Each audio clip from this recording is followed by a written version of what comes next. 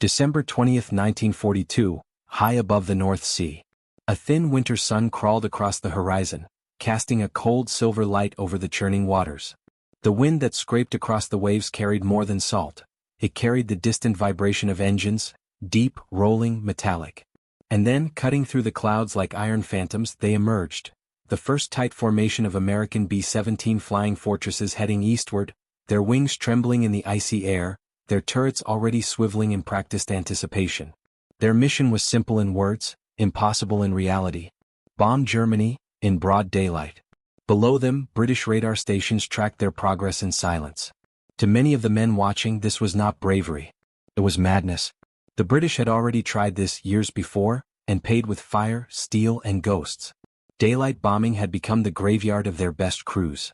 But the Americans insisted.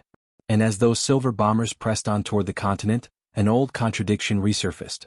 A contradiction that would shape the survival of nations, the destruction of cities, and the very meaning of strategic warfare. For the British, night had become salvation.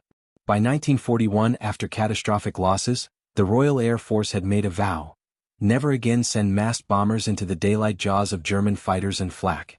They would strike the Reich under cover of darkness, turning their aircraft into shadows, their bombs into whispers of destruction falling through the night. But the Americans arrived in Europe with a different creed, a creed forged in laboratories, test ranges, and the thick optimism of a nation not yet bloodied by Luftwaffe claws. They believed in visibility, precision, accuracy. They believed that technology, armored aircraft, self-defending formations, the famed Norden bomb sight, could overcome the deadly clarity of daylight. Two allies. Two democracies. Two visions of how to wage a war that threatened to swallow civilization whole. The world saw them as a unified force of freedom. But in the cold corridors of strategy rooms in Washington and London, an argument raged, one not of politics or ego but of survival itself. To understand this clash, one must step back to the early years of the war. September 1939. Britain entered the conflict underprepared, underarmed, and under-illusioned. The Luftwaffe was a machine of terrifying efficiency, honed over Spain and Poland. When the British sent their light bombers, Blenheims, Battles, and Wellingtons, into enemy airspace by day, they were shredded by German fighters that dove from the sun with surgical precision. Entire squadrons vanished in minutes. Reports returned home in broken sentences from the handful of survivors. They came out of nowhere. We never saw them. There was no way to fight back. In 1940, on several missions, losses exceeded 50%. No air force in the world could sustain that. The British made a choice, night bombing or extinction. It was a choice forged in necessity, not desire. The United States, still months before Pearl Harbor, was watching from afar. They saw the British turn to the shadows, but they drew a different lesson. American engineers and generals believed that the problem wasn't daylight itself, but the aircraft. So they built something new. They created the B-17 Flying Fortress, a heavy bomber wrapped in armor plate, bristling with up to 13 machine guns, designed to fight its way to the target and home again. They built the B-24 Liberator, faster and longer ranged. They trained their crews to fly in massive geometric formations that turned each bomber into a piece of a larger weapon, a shield of intersecting gunfire. And then came the legend of legends. The Norden bomb sight, a gyroscopic marvel claimed to drop bombs into a pickle barrel from 20,000 feet. Daylight, to the Americans, was not a death sentence. It was an opportunity. The U.S. Army Air Forces believed that wars could be won by destroying an enemy's factories, oil refineries, railways, and shipyards with surgical precision. And for that they needed light. They needed visibility. They needed daylight. Thus began the great disagreement, not of courage but of worldview. When American commanders arrived in England in 1942, they were greeted warmly, but cautiously. Behind the handshakes and speeches lay an unspoken message. We tried daylight. It didn't work. Don't repeat our mistakes. British Air Marshal Arthur Bomber Harris, architect of the night bombing campaign, watched the confident American officers with a mix of admiration and dread. He believed in victory, but he also believed in statistics. And statistics told him that daylight meant death. Yet the Americans held to their doctrine.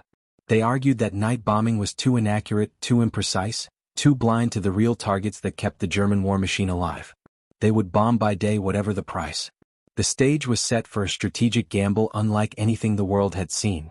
By the winter of 1942, the question echoed across briefing rooms, hangars, and crew barracks. Why were the Americans so determined to face the daylight skies the British had learned to fear? Was it arrogance? Faith in untested machines? The confidence of a nation untouched by blitz and ruin? Or was it something deeper? A belief that modern war could be controlled, measured, calculated? That destruction could be selective rather than blind? As the first American formations crossed the coast of occupied Europe, German observers stared upward in disbelief. Who would dare this? Who would fly into the teeth of the Luftwaffe, in broad daylight, without fighter escort that could reach the target? And behind those questions lay another, darker one. How many of those crews would return? The contradiction was now a living thing. A decision made in the cold clarity of engineering labs meeting the brutal reality of German defenses. British pilots watched the silver American planes vanish into the eastern sky, knowing too well the gauntlet that awaited them. American crews, young and untested, tightened straps, adjusted goggles, and tried not to imagine the black crosses that would soon fill their viewports. In the hours ahead, some of them would become heroes. Some would become prisoners. Some would never be seen again. And yet, their mission represented more than courage. It represented a turning point, the collision of industrial might, military philosophy, national identity, and the evolving concept of strategic warfare in the 20th century. This is the story of two allies who fought the same enemy, but by different means. The British, shaped by bitter loss, chose darkness, the cloak that shielded their bombers and transformed their war into a battle of firestorms and city-shattering raids. The Americans chose daylight, clarity, precision, and the belief that technology could overcome vulnerability. Neither side was wrong. Both would pay a price. In the end, the story of why American bombers flew by day while the British wouldn't is not merely a tale of machines or military doctrine. It is a story about human nature, about conviction in the face of evidence, about the tension between innovation and caution, about two nations confronting the same nightmare through different philosophies. It reveals how war forces choices not just of strategy, but of identity, choices that illuminate what a nation believes about itself, about technology, and about the cost it is willing to bear in the pursuit of victory. And as the sun rose over Europe in those critical months of 1942 and 1943, the sky itself became the proving ground. A battlefield of light and darkness. A test of courage, doctrine, and destiny. Rain drifted across the tarmac at Bassingbourn Airfield, tapping the aluminum skin of the B-17s like impatient fingers. Ground crews in oil-stained jackets worked under dim floodlights, tightening bolts, checking oxygen lines, inspecting .50 caliber barrels still gleaming from the factory. They were preparing for a type of mission the British had all but abandoned, long-range, unescorted daylight bombing into the heart of the Third Reich. Inside a drafty briefing hut, smoke curled toward the rafters as American air crews gathered around a chalkboard map of Europe. Lieutenant Colonel Frank Armstrong, one of the early apostles of daylight doctrine, pointed a stick toward the target circle drawn deep inside occupied France. "Gentlemen," he said, "we don't go in tonight. We go in at 0900. We'll be above the clouds when Jerry least expects us." A low murmur ran through the room. Some men nodded with excitement. Others stared fixedly at the table. A few British observers in dark service blue exchanged silent glances, glances filled with memories of 1940, 1941, memories the Americans did not yet share. The British had not always been creatures of the night. In the early war years, the RAF believed in daylight just as fervently. They had launched bold attacks on Wilhelmshaven, the Heligoland Bight, and the factories along the Ruhr. But by mid-1941 the Luftwaffe had bled them dry. Light bombers were too slow. Medium bombers too vulnerable. Escorts couldn't reach the targets. Radar allowed German fighters to strike with ruthless efficiency. The results were catastrophic. September 1939, 11 Wellingtons lost out of 22 sent. December 1939, 12 out of 24 shot down in minutes. August 1940, the Blenheim squadrons virtually annihilated. The RAF drew a grim conclusion. Daylight bombing without long-range escorts was suicide. They adapted. They embraced darkness. They redesigned tactics, planes, and doctrine. And gradually, British bombers became shadows, lumbering Lancaster and Halifax giants that filled German nights with fire. But the Americans were unconvinced. They believed the British had drawn the wrong lesson. Not daylight is impossible, but daylight requires a new kind of bomber. While Britain rebuilt, the United States engineered. They created the B-17 Flying Fortress, a machine built not to evade but to endure. Armor plating protected the cockpit. Self-sealing fuel tanks reduced the risk of catastrophic explosion. Up to 13 machine guns gave it the firepower of a small destroyer. And perhaps most importantly, American theorists insisted that mass formation flying would allow each bomber to protect the others. In tight combat boxes, staggered layers of bombers arranged like moving fortresses, the guns overlapped. A Luftwaffe fighter diving toward one fortress might be hit by 5 others. Theory. Beautiful theory. Unproven theory.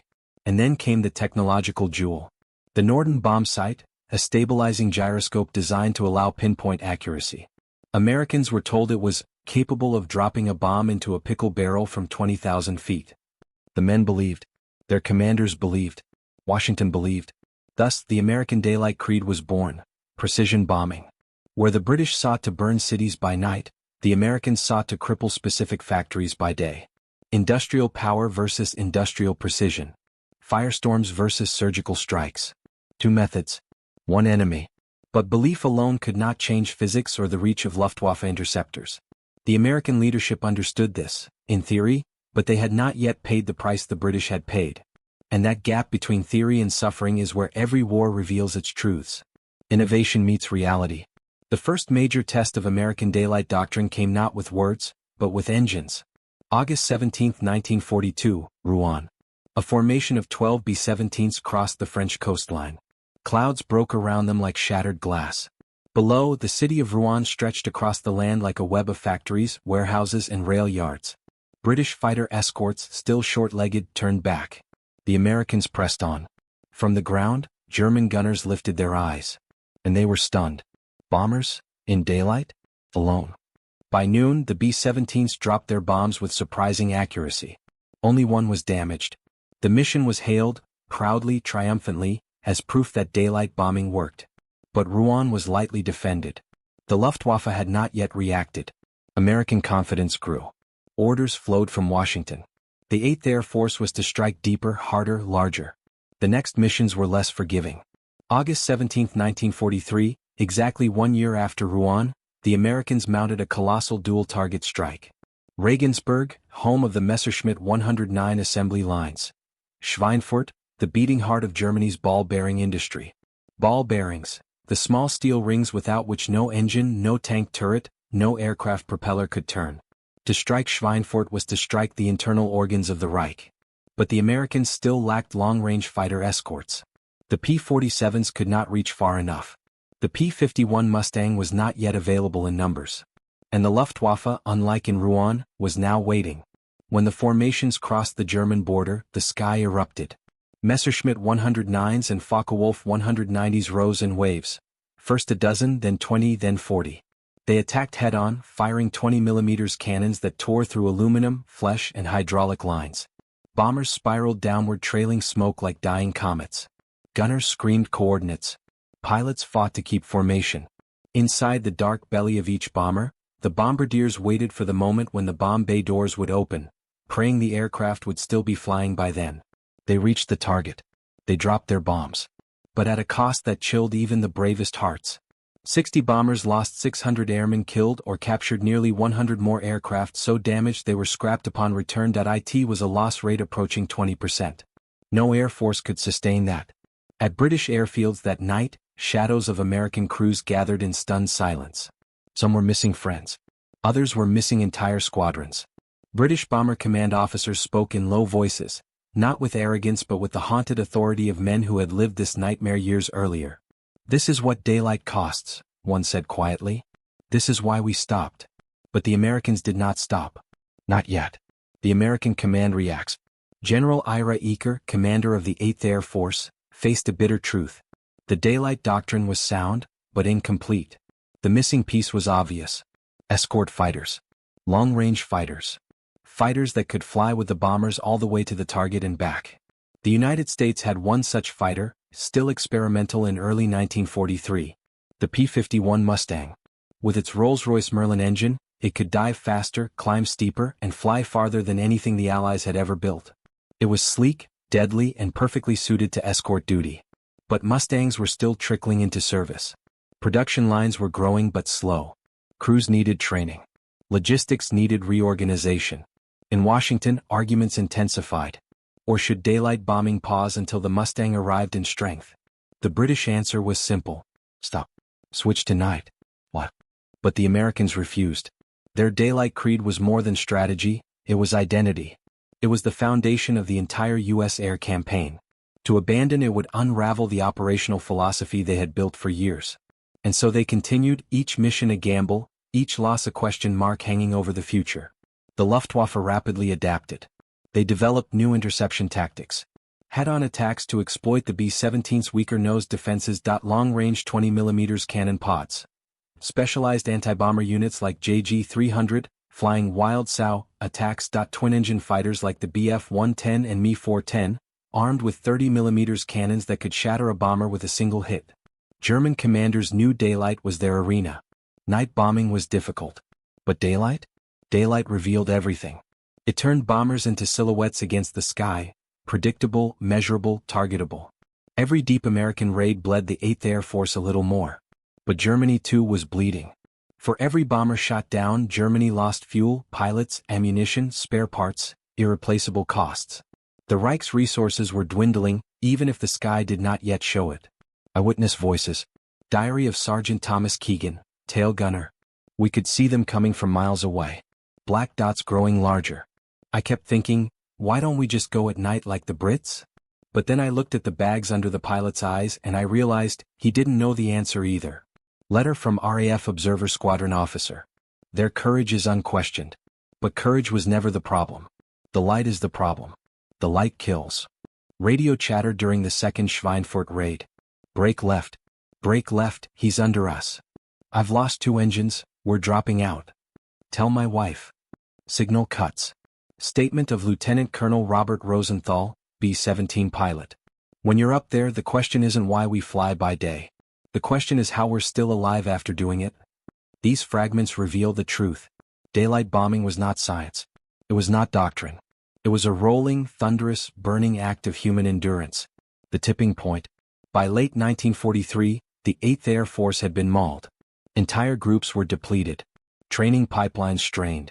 Morale flickered like a candle in a draft. But then, almost like a second sunrise, the missing piece finally arrived. The P-51 Mustang. With drop tanks, it could accompany bombers from England to Berlin and back. It could fight German interceptors on equal terms. It could hunt them over their own airfields. The impact was immediate and devastating. In the first months of 1944, Mustangs slashed Luftwaffe losses. German pilot training collapsed. Fuel shortages worsened.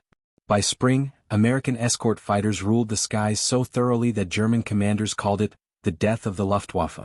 And with escort fighters, daylight precision finally became reality. Bombs fell not just on cities but on ball-bearing plants, oil refineries, transportation hubs, synthetic fuel factories, submarine pens, aircraft assembly lines. German industrial output began to shake, fracture, break. The cost had been staggering. Tens of thousands of American airmen dead. Thousands of planes lost. Entire towns in the United States empty of their young men. But daylight bombing, now protected and perfected, was reshaping the war. The British took notice. They maintained night bombing, but joint operations with daylight raids created a 24-hour cycle of destruction from which Germany could not recover. The Allies had finally created what Churchill called round-the-clock bombing. And it worked. The redefinition of war. In the end, the question, why did American bombers fly by day while the British wouldn't? Becomes something larger than military strategy. It becomes a portrait of 2 nations confronting the same reality from different angles. The British, scarred by early losses, adapted through necessity and survival. The Americans, armed with new machines and untested confidence, believed daylight offered a path to precision and decisiveness. Both were right. Both were wrong. Both ultimately needed each other. Daylight bombing became possible only when technology, doctrine, and bloody experience aligned. And night bombing remained essential in ways Americans only fully appreciated later. Together, they formed the most devastating aerial offensive the world had ever seen. But this collaboration was built on debate, disagreement, and sacrifice, the very forces that often drive innovation and define great alliances. The sky over Europe became the crucible in which modern air power was born. And in that crucible, surrounded by smoke, sunlight, and shrapnel, 2 nations discovered that war is neither purely technological nor purely human. It is a collision of both. A collision lit not only by explosions but by belief. The story of why American bombers flew by day while the British wouldn't is not simply a tale of aircraft and strategy. It is a story about two nations wrestling with fear, innovation, pride, and survival, each arriving at a different truth, each discovering a different cost. And as the war drew to its end, the meaning of that divergence became far more profound than anyone had expected in those first dark years when the sky over Europe was a battlefield without borders. Because when the smoke finally cleared, the debate over daylight and night bombing revealed something essential, not only about warfare but about civilization itself. Spring 1945. Germany lay in ruins. Entire city blocks were flattened into oceans of brick and ash. Rail lines lay twisted like broken rib cages. Factories were either silent or still burning. Bridges sagged into rivers, their steel skeletons jutting out like the spines of extinct beasts. The sky, the same sky once filled with the thunder of engines and the scream of fighters, had gone quiet. The Allied air offensive had succeeded, but it had also transformed the landscape of Europe in ways no one could fully comprehend. In London, planners traced the lines of destruction, measuring how precision raids on oil plants in Luna, Politz, and Merseburg had choked the German war machine. They studied how night area bombing had broken transport hubs and industrial morale. They mapped how the daylight assaults, finally escorted by P-51s, shattered the Luftwaffe so completely that by late 1944, American bombers flew to Berlin with barely a challenge. Across the Atlantic, in small towns in Texas, Ohio, and Minnesota, mothers unfolded telegrams that had arrived in waves through the war years. Rows of gold stars hung in windows. Stories of B-17 crews, B-24 crews, fighter boys, navigators, radio men, all those who climbed into daylight to face a sky burning with tracer fire, became the quiet tragedies behind the statistics. In Britain, villagers who had once watched their own bomber streams take flight at dusk now gathered along hedgerows to watch the Americans return at noon. Some limping back, some shot to pieces, some never returning at all. The British understood the cost of daylight better than anyone. And in the end they respected the Americans for paying it. Because while the methods had differed, the sacrifice was shared. In the years after the war, historians and veterans alike debated the great question. Who was right? The British or the Americans? The British had argued that night protected crews from catastrophic losses, allowing sustained pressure on the German industrial system. They saw the bombing campaign as psychological as much as material, an effort to break morale, disrupt life, force the enemy into disarray. The Americans, armed with the Norden bomb sight and the Flying Fortress, believed daylight was essential for accuracy. You could not destroy a factory at night, they argued, not with 1940s technology. You could not cripple a ball-bearing plant, a synthetic fuel refinery, or an aircraft assembly hall unless you saw it with your own eyes. At first, the Americans underestimated German defenses. And at first, the British thought the American plan bordered on suicidal. But throughout the war, these two philosophies did not oppose each other. They circled each other, converged, and eventually fused. Because ultimately, the most devastating air campaign in human history was not British or American. It was both. The British burned cities by night. The Americans broke factories by day. The Germans, trapped between the two, were hit without pause, midnight to noon, noon to midnight. Churchill would later call it the hammer of the night and the anvil of the day. Never again would air power be viewed the same way. There was a bitter irony buried in the outcome. For all their differences, both nations eventually adopted some version of the other's method. By late 1944, American bombers increasingly struck at dusk or dawn to reduce losses. British pathfinders developed precision techniques that brought them closer to daylight-style targeting. American combat boxes became tighter and more defensive, resembling nighttime mass waves in concept. British planners, too, acknowledged that some targets, like oil, simply could not be destroyed at night. In a way, daylight versus night became irrelevant. What mattered was effectiveness and survival. And as night ravaged Cologne and daylight shattered Schweinfurt both proved, there was no clean or perfect method of aerial warfare. Only choices. Only risks. Only outcomes measured in fire and human lives. The moral ironies lingered long after the shooting stopped. The British, who had once doubted daylight, encouraged the Americans to continue once escorts were available. The Americans, who had once championed precision, found themselves inflicting area destruction when clouds spoiled accuracy or when a target demanded it. War changes intentions. War bends ideals. War reveals contradictions. And in the crucible of Europe's skies, those contradictions became unmistakable. When the surviving air crews returned home, they brought with them memories that time could soften but never erase. Many Americans remembered the blinding sunlight over the Ruhr, the way AB-17's aluminum skin glowed silver just before cannon shells tore through it. They remembered the black puffs of flak that hung in the air like malignant flowers. They remembered the smell of cordite, the blood freezing on their gloves, the sudden silence when an engine died. British airmen carried the memory of darkness, the hum of engines blending into a single mournful note, the sudden flash of searchlights slicing through the night, the thunder of flak invisible until it was too late. They remembered the eerie quiet returning at dawn, knowing that their comrades were somewhere behind them, burning over Essen or Dusseldorf or Hamburg. Two nations. Two skies. One shared burden.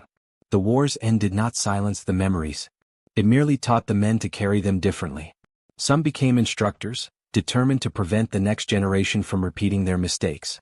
Some retreated into quiet lives, seeking peace no aircraft could ever outrun. Some could never again look at a clear sky without feeling an ache they could not describe. The legacy of daylight and night bombing was not written in textbooks alone. It was etched into the minds of thousands of young men, many of whom never grew old. The debate between daylight and night would echo far into the future. After the war, air forces around the world studied the lessons. They learned that precision required technology no nation possessed in 1940, but would pursue for decades afterward. Darkness offered protection, but also uncertainty. Daylight offered accuracy, but demanded air superiority first. Massed formations worked, until fighters and radar caught up. Escort fighters were not optional, they were the spine of any bombing campaign. The Cold War would rewrite these lessons with new ink. The arrival of radar-guided weapons, jet engines, all-weather bombing systems, and eventually precision-guided munitions made the old debate feel ancient. Yet the DNA of WWI's experience lived on. The American faith in precision became the foundation for guided bombs in Vietnam, Desert Storm, and beyond. The British mastery of night navigation evolved into modern electronic warfare and stealth strategy. The concept of air superiority first, bombardment second, became an immutable rule of modern conflict. And perhaps most lasting of all, the world learned that industrial war was won not just on the ground, but in the factories, refineries, and transport arteries that sustained armies. World War II had proven that the sky could reach the heart of a nation. That truth changed global strategy forever. Near the end of his life, an American veteran of the Schweinfurt raids was asked what he remembered most. The fear, the noise, the chaos? He shook his head. It was the light, he said. The sunlight on the wings. Every time we lost someone, I remember the sun hitting the aluminum just for a second as they fell. The British fought in darkness. We fought in light. And both of us paid for it. His words capture the paradox at the heart of this story. The British fought the shadows to survive. The Americans entered the sun to prevail. And together they ended the war. The question was never really about daylight or darkness. It was about perspective. About necessity. About belief. And in that sense, daylight bombing versus night bombing becomes a metaphor for something much greater. One nation believed that the best way to strike evil was to illuminate it. The other believed the best way to survive evil was to hide from its gaze. Both were right. Both were wrong. Both were human. In the end, this story reveals a universal truth about humanity. We do not all choose the same path, but we often seek the same destination. The British path went through darkness. The American path went through light. But both were shaped by fear, ingenuity, sacrifice, and determination. Today we look back not to judge but to understand. We see how belief can drive innovation. How suffering can shape strategy. How nations, like individuals, bring their own scars and strengths into the fires of history. And how even the most devastating conflicts can teach lessons that echo for generations. In the final account, the story of why American bombers flew by day while the British wouldn't is not simply about wartime doctrine. It is about the fragile line between courage and survival, between conviction and reality, between light and darkness. And perhaps it reminds us, quietly, powerfully, that the sky above us has always been a mirror of the world below. A place where our fears and hopes collide, burn, rise, and sometimes find their way home. Because in war, as in life, it is not the hour of the day that defines us. It is the choices we make when the world is at its darkest, or brightest.